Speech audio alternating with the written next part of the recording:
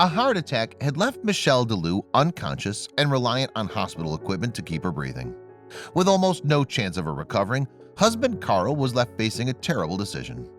He finally gave doctors permission to turn off Michele's life support. But then something barely believable happened. Hello, wonderful people. I'm Scott Leffler for WonderBot, and here is a woman's husband took her off life support, and she started breathing on her own. Before we begin, make sure to smash that like button, subscribe to our channel, and click the notification bell for more amazing videos.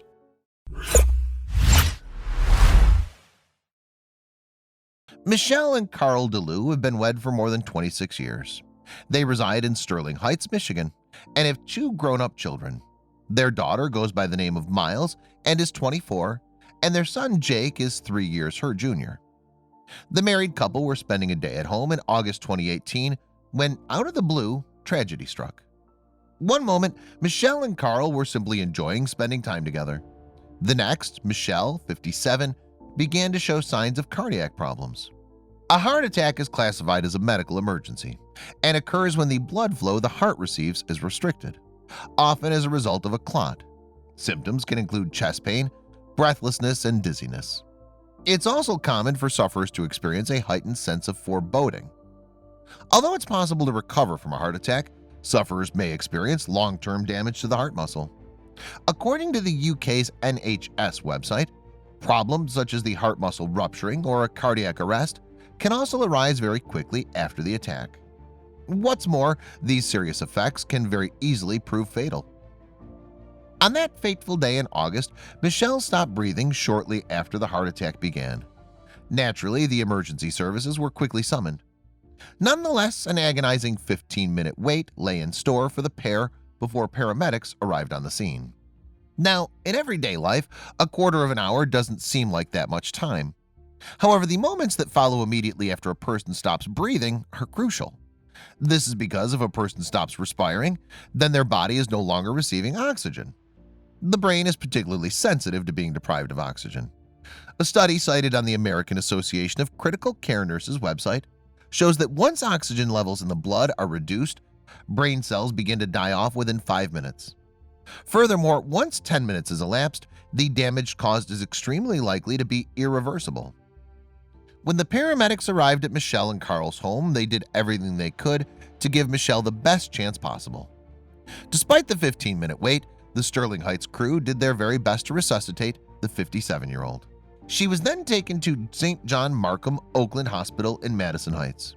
The prognosis, however, was not an optimistic one. Although the paramedics had done everything in their power to help, doctors would have known the likelihood of Michele recovering was extremely low. Once they'd reached the emergency room, it was time for Karl to make some very important phone calls. He had to let both his children know what had happened. It was down to him to pass on the grim news that their mother was in hospital and her life was hanging in the balance. Speaking to TV network NBC News in December 2018, Myles described what it was like to receive that fateful call. She said, "When my father called me after she was rushed to the hospital, he felt that she was dead. It was the most earth-shattering phone call of my young life." All the de Leeuw family could do was await any changes in Michele's condition. Due to the severity of the 57-year-old's case, her family harbored no great expectation that she would recover. All that was left to them was to sit and wait and hope. Children are used to relying on their parents for support. This means it can be especially tough for a child to sit by and watch a parent suffer. "It was horrible to see my mother on more IVs and tubes than you could ever imagine," Myles told NBC News. Also speaking to NBC News, Karl agreed with his daughter. The 58-year-old admitted to reporters, "I've never seen that many IVs, and in the days that followed the attack, there was little new information that the doctors could give the family." Just under a week after Michele had taken ill, the de Leeuw family were given some heartbreaking information about her condition. Doctors had been carrying out tests on their patient, and the results did not make for encouraging reading. Her brain was working at only 5% function and her heart at 25%. It was at this point that doctors began to ask Karl the question that no spouse wants to contemplate. Once it had been confirmed just how serious Michele's condition was, he had to start thinking the unthinkable. In short, he had to consider whether he wanted his wife's life support turned off. This decision is not an easy one, and doctors do not treat it lightly. Usually they offer advice, and it's a family member who actually makes the decision. Medics will counsel switching off life support only if and when it's clear that the patient is highly unlikely to make a recovery. According to the website webmd.com, if a patient is on life support, it means that their body is unable to sustain life unaided. Once you remove the medical equipment aiding them to breathe, that person will most likely die quickly. This process is usually measured in terms of hours, but it can take days in some cases. Being responsible for making a decision like this is far from easy. Indeed, Karl described the dilemma to NBC News as the hardest decision of my life. Eventually, he summoned the courage to make the hard choice. "I took her off the ventilator. I unplugged her," he said. Once the decision has been made to turn off the life support of a relative, the family is forced to start to come to terms with the demise of a loved one. Indeed, Myles told NBC News, "When we pulled the plug, it was just so sad to start living with the reality that my mom is dead." Against all odds, however, Michele had a surprise in store for her family and doctors alike. When her life support was turned off, rather than stopping breathing as was expected, Michele did something remarkable. The strange turn of events stunned all those that were invested in her care. Minutes after the mom of two's ventilator was switched off, she did something that shocked everyone. She started breathing on her own, Karl revealed to NBC News. However, despite what many would describe as a miracle, Michele's overall condition remained extremely serious. Although Michele was now breathing on her own, she'd still not regained consciousness. As a result, doctors were reluctant to revise their low expectations of a further recovery. Despite the doctors' pessimistic predictions, however, as it turned out, Michele's story wasn't over yet. Once she'd begun to breathe on her own, it was decided that Michele would be moved to somewhere a bit more comfortable. The unconscious patient was therefore relocated to the hospice ward. At this stage, medical experts were nonetheless expecting her to pass away relatively quickly. Instead, Karl described to NBC News what occurred next. He said, 2 days later, the doctor called me on the phone and said, "We've had an unexpected event happen." Incredibly, Michele had opened her eyes for the first time since she'd been admitted to the hospital. From this moment onwards, Michele's recovery went from strength to strength. Indeed, just 2 short days after the 57-year-old opened her eyes, she was speaking again. The pace and extent of Michele's recuperation was defying medical expectation. Describing his wife's recovery, Karl told NBC News, "She told the nurse she was hungry. I said, 'Well, feed her.' 2 days later, she was sitting up in her bed feeding herself." The progress that Michele was now making was remarkable and totally unexpected. Although Michele's recovery to this point might have seemed like a miracle, to make a full recovery, she still had a long road ahead of her. At this point, the 57-year-old could breathe, talk, and eat unaided, but she remained confused and was unable to talk coherently or comprehend where she was and what had happened to her.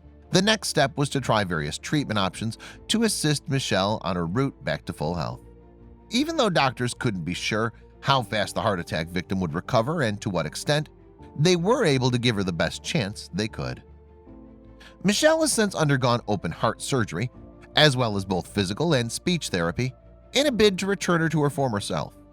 Miraculously, the program seems to have worked. As a result of her treatments, Michele is now almost completely recuperated.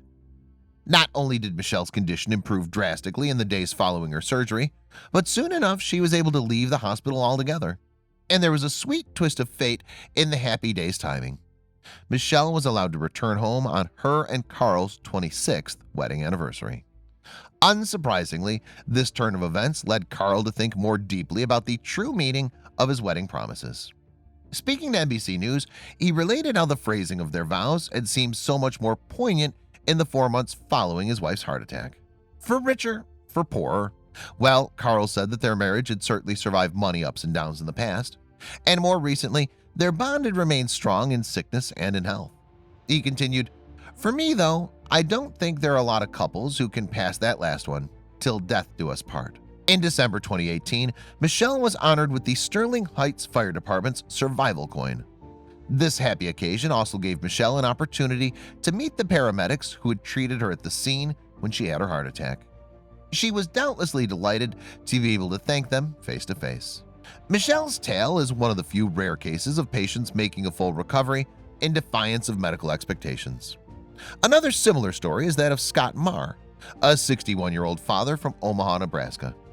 He appeared to have suffered a stroke on December 12, 2018, and medics advised his family to shut down his life support the following day. As his daughter Preston recounted to news reporters for KMTV, the neurosurgeon said that if there was anything he could do, he would do it, but that we needed to prepare ourselves for the reality of the situation. They told us he was on his way to brain death, so we said our goodbyes before extubating him. The next day, though, the hospital called to ask the family if they could visit Scott. Preston told KMTV, "When we got up there, I went in just to talk to him like I have been the whole time, and I said, 'Hi, Dad.' He smiled at me, and I literally thought I was dreaming. It was the craziest moment ever." Scott was ultimately diagnosed with posterior reversible encephalopathy syndrome, a condition whose symptoms include seizures. He's since been released from hospital and is receiving physical therapy. By all accounts, he's now well on the way to making a full recovery. Stories like Michele's and Scott's and others like them are a little short of astounding. When a family feels forced to make the heartbreaking decision of turning off someone's life support, they expect only one outcome. But as these stories show, sometimes miracles do happen.